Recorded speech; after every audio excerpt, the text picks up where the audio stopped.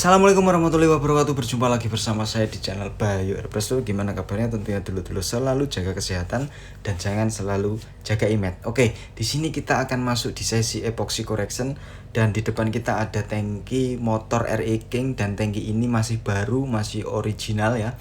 Kemarin si user itu beli tapi dia pengen merubah warnanya. Dan di sini sudah saya pastikan dan saya sudah koreksi bahwasanya saya harus menentukan ya untuk jangka panjangnya, dan di sini saya tentukan untuk saya akan lakukan epoksi ulang, tapi dengan catatan saya tidak mengelupas daripada base coat yang sudah ada, dan di sini saya hanya melakukan pengamplasan di atas base coat yang ada ini. Nah, untuk amplas yang saya pakai ini baru pertama kali kita pakai, yaitu amplas dari DMS, dan sistem yang dipakai itu di situ ada tulisannya wet sanding. Jadi untuk ukuran amplas yang saya pakai ini ukuran 600 karena standarisasi dari DMS sendiri itu dia memakai standar Eropa. Jadi kemungkinan besar ya, ini saya juga belum pasti lebih tahu ya. Jadi untuk amplas yang DMS bikin ini itu dia kemungkinan besar dia itu kalau kita pakai amplas yang biasa yang saya pakai itu, yang biasa saya beli itu kemungkinan besar untuk grade-nya itu kita akan naik satu tingkatan dari yang biasanya. Misalnya biasanya kita pakai 500, di sini saya pakai di ukuran 600 gitu ya. Dan di sini kita akan pengen coba seberapa konsisten dari abrasi amplas yang DMS bikin ini. Nah, seberapa konsisten nanti kita akan lihat setelah kita lakukan pengamplasan. Oke.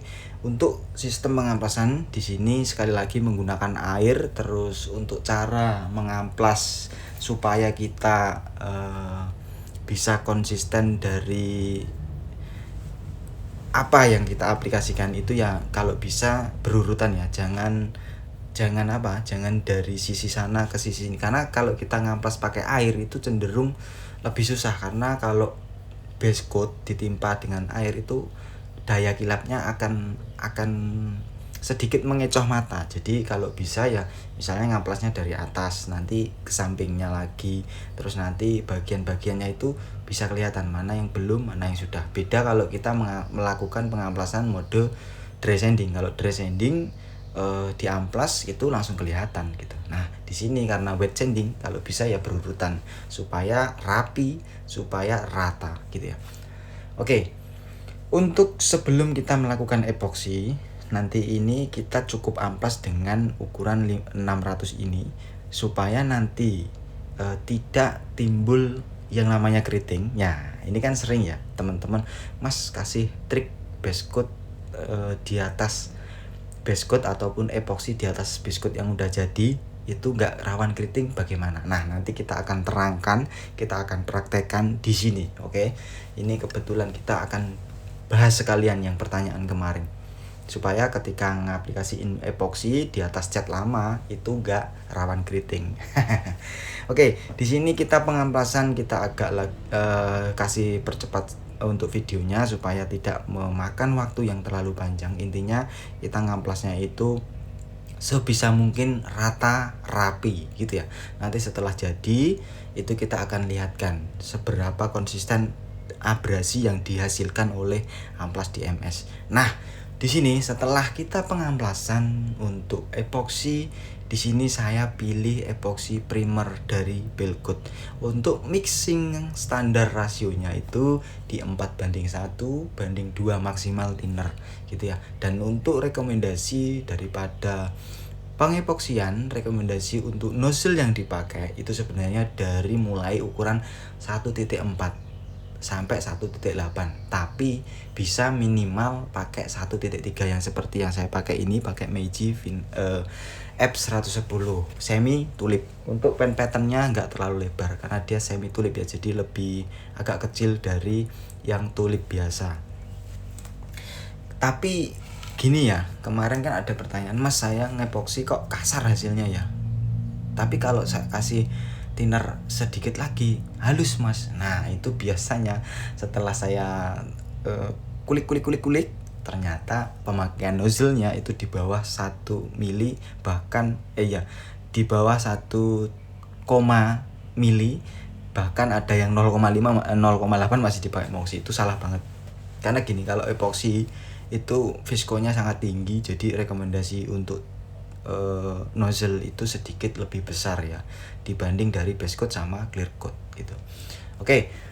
Setelah kita mix dari epoxy tadi, di sini seperti yang saya bilang ya, di sini saya lap dulu menggunakan degreaser. Terus untuk lap yang saya pakai ini juga dari DMS untuk Kimtech namanya ya, atau Weipol. Dan Weipol ini memiliki daya serap yang sangat tinggi, sehingga ketika kita mengaplikasikan degreaser itu terus kita lap menggunakan Weipol ini, itu bisa sangat terbantu untuk daya serapnya, supaya degreaser tidak meninggalkan jejak di bagian panel. Karena kalau degreaser itu benar-benar nggak kering, nanti akan mengakibatkan hal yang tidak diinginkan gitu ya. Guna dari degreaser sendiri teman-teman sudah tahu, yaitu untuk menghilangkan minyak ataupun kandungan silikon. Nah, di sini untuk hasil amplasan yang kita aplikasikan tadi itu untuk baretanya itu sangat seragam banget, dan di situ tidak ada istilah apa ya. Kalau di sini itu baretanya itu rata ya, misalnya kecil ya kecil semua, besar semua. Nggak ada yang istilahnya ada besar ada kecil, kan bahkan ada ya kalau amplas yang mohon maaf harganya sangat murah itu kan biasanya untuk grit atau abrasi yang dihasilkan itu nggak rata, ada yang dalam banget, ada yang tipis banget gitu. Jadi untuk gritnya itu atau pasirnya itu nggak rata, dan itu sangat rawan kalau kita mau mengaplikasikan cat di atas cat ataupun epoxy di atas cat. Itu sangat rawan karena baretan yang nggak rata itu juga bisa menimbulkan keriting. Oke, untuk trik pertama supaya kita tidak nemui keriting ketika mengaplikasikan epoxy di atas cat. Untuk fluid di sini kita akan batasi di 2,5 putaran pertama. Ini untuk mendapatkan apa? Untuk mendapatkan tembakan yang relatif cukup kering. Jadi kita pakai mode dry coat gitu ya. Jadi tembakannya itu relatif cukup kering, sehingga akan sangat membantu penguapan thinner yang dibawa oleh epoxy gitu. Jadi kalau kita nembak epoxy di atas cat seperti ini itu dilarang banget langsung basah, karena kalau epoxy itu memiliki penguapan yang sangat lambat dan ditambah thinner lagi, itu nanti akan rawan dia akan meresap ke bagian sela-sela hasil amplasan tadi ke bagian cat yang sudah jadi gitu ya. Jadi supaya ini tidak timbul keriting, triknya seperti ini. Jadi tembakan pertama kita bikin agak relatif kering, terus nanti tembakan keduanya kita lihat dulu nih. Tembakan pertama kita lihat dulu, kalau di situ aman kita akan tembak lagi 1 kali. Jadi untuk pertama tadi kita akan beri overlap yang mungkin nggak sampai, mungkin kalau biasanya overlapnya rapat banget, ini nggak rapat untuk pertama. Terus nanti kedua tetap dengan setelan yang pertama tadi, tapi overlapnya agak rapat sedikit. Nah setelah itu kalau kita benar-benar pastikan udah aman, nggak ada reaksi apapun, nanti kita akan rubah lagi untuk peluitnya yang dari awalnya 2,5 putaran yang relatif sedikit untuk cairan yang dikeluarkan oleh spray gun, nanti kita akan tambah lagi 1 putaran untuk mendapatkan thickness atau build film yang akan kita aplikasikan, supaya epoxy itu benar-benar mengcover semua media gitu ya. Karena di epoxy ini kita butuh build, butuh lapisan, bukan butuh tampilan gitu ya. Karena di setelah epoxy nanti kita akan ada sesi pendempulan, sesi pengamplasan gitu ya.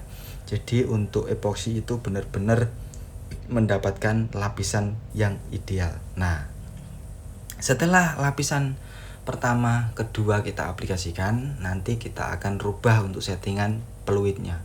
Kita yang awalnya 2,5 kita tambah 1,5 jadi 3,5. Nanti kita akan lihat lagi apakah di media itu ada reaksi yang mungkin akan menimbulkan keriting. Kalau misalnya nanti ada reaksi yang akan menimbulkan keriting, kita akan stop dulu bagaimana kita akan menanggulanginya.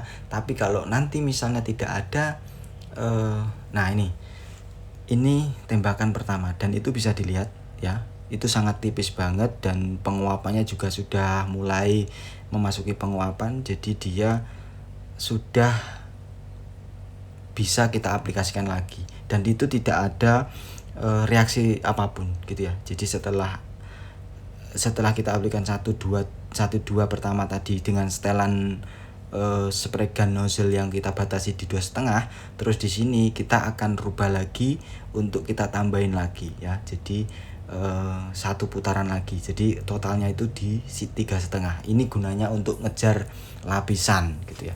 Dan setelah ini nanti kita akan lakukan pengaplikasian 2 kali lagi, jadi totalnya itu sebenarnya total keseluruhan itu ada di 3 lapis untuk menutup atau mengcover cat yang ada, supaya ketika nanti kita akan lanjut ke proses berikutnya, misalnya pengamplasan ataupun pendempulan, itu tidak rawan yang namanya jebol gitu. Nanti untuk video ini mungkin kita akan stop di bagian epoksi aja, terus nanti kita akan sambut lagi di bagian pendempulan dan base coat gitu ya. Jadi untuk prosesnya itu kita step-step aja supaya tidak terlalu kepanjangan gitu ya Lur ya.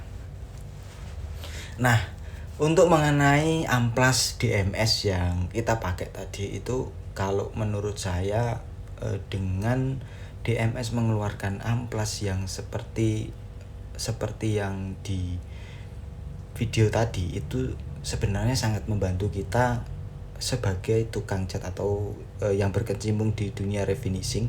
Karena gini, karena di amplas DMS itu memiliki kelebihan ya. Kelebihannya dia direndam dengan air walaupun sampai 1 minggu, walaupun kita pakai berulang-ulang, di bagian grid atau di bagian kertasnya itu tidak mengalami kerusakan seperti amplas-amplas yang biasa saya pakai. Kalau amplas-amplas yang biasa banget ya, mohon maaf, itu biasanya kalau kita pakai 1 kali nih ya, apalagi kalau kita ngamplas di bagian-bagian selah, di bagian-bagian yang susah dijangkau, itu kan butuh dilipat, butuh ditekan, butuh dilipat lagi, ditekan lagi. Nah, akhirnya kan rusak tuh. Tapi kalau DMS ini saya rasa bahannya worth it banget dengan harga yang terjangkau ya, dan dengan ukuran-ukuran yang sudah lengkap. Di DMS juga punya beberapa produk seperti kompon, seperti tadi itu Kimtech, terus dry sanding juga ada, terus alat peralatan untuk polishing juga ada. Nanti kita akan bahas satu persatu, tapi sementara ini kita akan bahas dulu di wet sanding. Untuk video nextnya itu nanti kita akan bahas di dry sanding. Pokoknya kita akan bahas terus ini untuk di bagian DMS karena kita baru pakai ya, baru dapat kesempatan pakai. Mungkin teman-teman sudah pakai menggunakan, tapi kalau teman-teman yang baru belajar itu kan belum ada yang jelasin. Tapi di sini kita coba akan jelasin sedikit-sedikit supaya menambah untuk wawasan teman-teman yang masih belajar. Mohon maaf kata. Untuk videonya kita akan stop sampai di sini, dan untuk tekstur yang dihasilkan seperti itu bisa dilihat sendiri ya. Dan untuk reaksi dari tangki tidak ada yang namanya keriting. Oke, videonya stop sampai di sini. Nanti kita akan lanjut lagi di next video. Oke, saya terima kasih. Saya pamit undur diri. Thank you for watching. Wassalamualaikum warahmatullahi wabarakatuh.